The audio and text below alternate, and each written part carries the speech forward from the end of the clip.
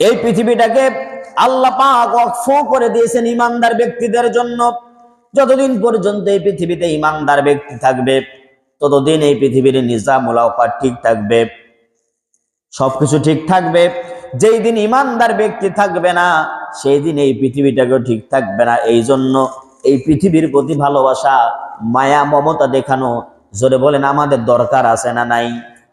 জোরে বলেন আছে না নাই? কারণ স্বদেশ যদি ভালো না থাকে তাহলে আমি নিজে ভালো থাকতে পারি না। সমাজ যদি ভালো না থাকে ওই সমাজের পচা দুর্গন্ধ এটা আমার নাকেও লাগবে, আমার শরীরও স্পর্শ করবে, করবে কি করবে না? দেশ যদি ভালো না থাকে, চোর ডাকাত বদমাইশ মাস্তান গুন্ডায় লুচ্চায় যদি গোটা দেশ ভরে যায়, তাহলে আমার স্ত্রী আর সন্তান এই দেশে বুক ফুলাইয়া নিরাপদে চলাচল করতে পারবে না। কথা বলেন ঠিক কি না? পারবে নাকি? কোনোদিন পারবে না। এক ব্যক্তির বাসার পাশে একটা বিড়াল মরে পচে গলে গেছে, বাসাওয়ালা পরিষ্কার করে না। এখন বাসাওয়ালা পরিষ্কার করে না, এখন পার্শ্ববর্তী যার বাসা ও যদি চিন্তা করে যে যার বাসার পার্শ্বে বিড়াল মরে পচে গলে গেছে ও পরিষ্কার করে না, আমিও করব না, তাহলে ওই বিড়াল মরা পচা দুর্গন্ধ এটা শুধুমাত্র যার বাসার পাশে পড়ে আছে তার নাকে লাগবে নাকি? কার নাকে লাগবে? কার নাকে লাগবে? সবার নাকে লাগবে। ঠিক তেমনি ভাবে সমাজে যদি পচন ধরে যায়, সমাজ যদি বিনষ্ট হয়ে যায়, সমাজে যদি সুদ অবাধে চলতে থাকে, ঘুষ চলতে থাকে, জেনা ব্যভিচার যদি সমাজ গোটা সমাজ সয়লাভ হয়ে যায়, শুধুমাত্র যারা করবে এই কাম তারাই অনিরাপদে থাকবে না, তারাই শুধুমাত্র বিপদে থাকবে না, এই সমাজে যারাই বসবাস করবে তারা সকলেই বিপদের মধ্যে থাকবে, তারা সকলেই বিপদে থাকবে। এজন্য সমাজ এবং রাষ্ট্র সংস্কার করা এটা আমাদের ঈমানি দায়িত্ব। প্রত্যেক নবীকে আল্লাহ পাক সমাজ সংস্কারের কাজ দিয়ে এই পৃথিবীতে প্রেরণ করেছেন। নবী আসার উদ্দেশ্য কি? নবী আসার উদ্দেশ্য হচ্ছে চারটা। জোরে বলেন কয়টা? চারটা। আল্লাহ পাক বলেন হুয়াল্লাযী বা'আসা ফিল উম্মিয়িনা রাসূলাম মিনহুম ইয়াতলু আলাইহিম আয়াতি ওয়া ইউযাক্কিহিম ওয়া ইউআল্লিমুহুমুল কিতাবা ওয়াল হিকমাহ ওয়া ইন কানু মিন ক্বাবলু লাফি দালালিম মুবিন। আল্লাহ রাব্বুল আলামিন বলেন এই পৃথিবীতে আমি নবীদেরকে প্রেরণ করেছি চারটা উদ্দেশ্য দিয়া, চারটা কারণ দিয়া। এক নাম্বার, সমাজ সংস্কার করতে হবে, আর এই সমাজ সংস্কারের জন্য চারটা ফর্মুলা অ্যাপ্লাই করতে হবে। এক নাম্বার ফর্মুলা হচ্ছে ইয়াতলু আলাইহিম আয়াতি, আল্লাহর কালাম বেশি বেশি তেলাওয়াত করতে হবে।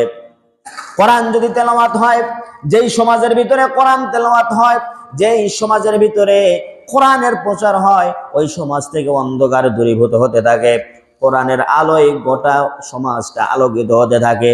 এই জন্য আল্লাহ রব্বুল আলামিন এক নাম্বার বললেন নবীদেরকে আল্লাহর কালাম তেলাওয়াত করার জন্য।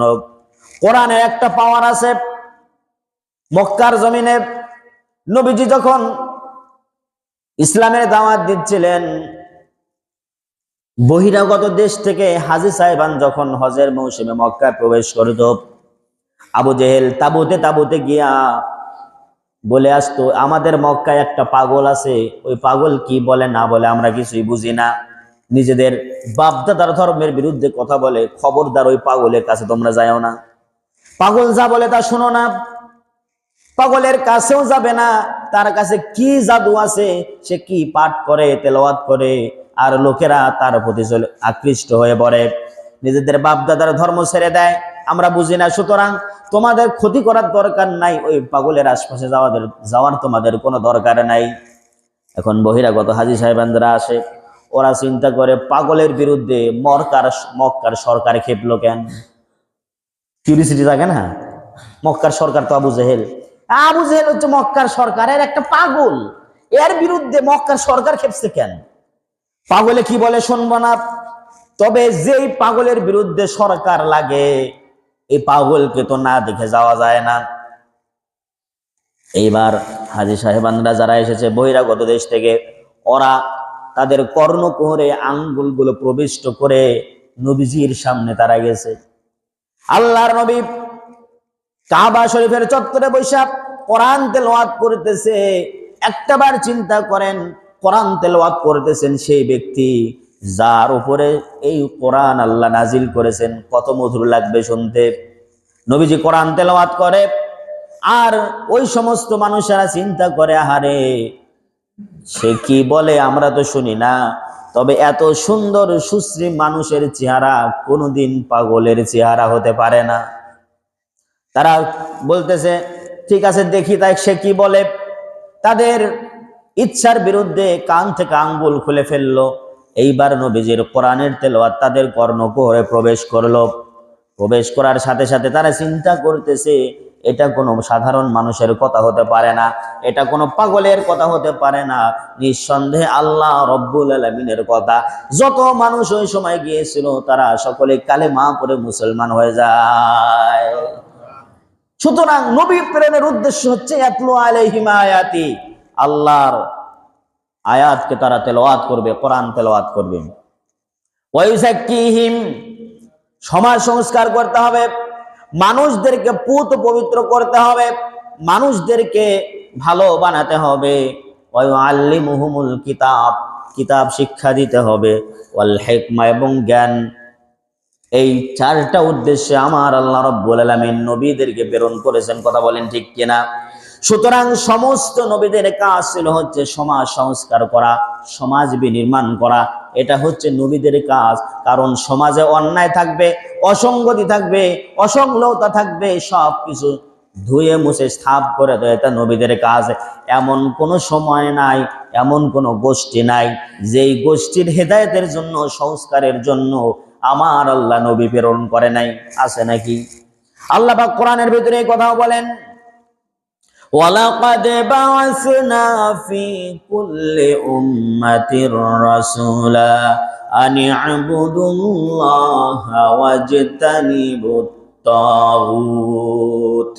এই পৃথিবীতে এমন কোন গোষ্ঠী নাই, এমন কোন উম্মত নাই যে উম্মতের কাছে আল্লাহ রব্বুল আলামিন নবী প্রেরণ করেন নাই। তাদের দায়িত্ব কি? সমস্ত নবীদের কাজ ছিল একটা। জোরে বলেন কয়টা? আনি আবুদুল্লাহা ওয়াজতানিবুত তাগুত। দাওয়াত ছিল একটা, আনি আবুদুল্লাহ, একমাত্র আল্লাহর ইবাদত করো, ওয়াজতানিবুত তাগুত, আর তাগুতি শক্তি থেকে বিরত থাকো। সমস্ত নবীদের দাওয়াত ছিল একটা। জোরে বলেন দাওয়াত কয়টা? একটা। আল্লাহর ইবাদত করো, তাগুত থেকে দূরে থাকো। তাগুত কাকে কয়? তাগুতি শক্তি হচ্ছে আল্লাহদ্রোহী শক্তি। আল্লাহর শক্তির বিপরীতে যত শক্তি আছে সব তাগুতি শক্তি।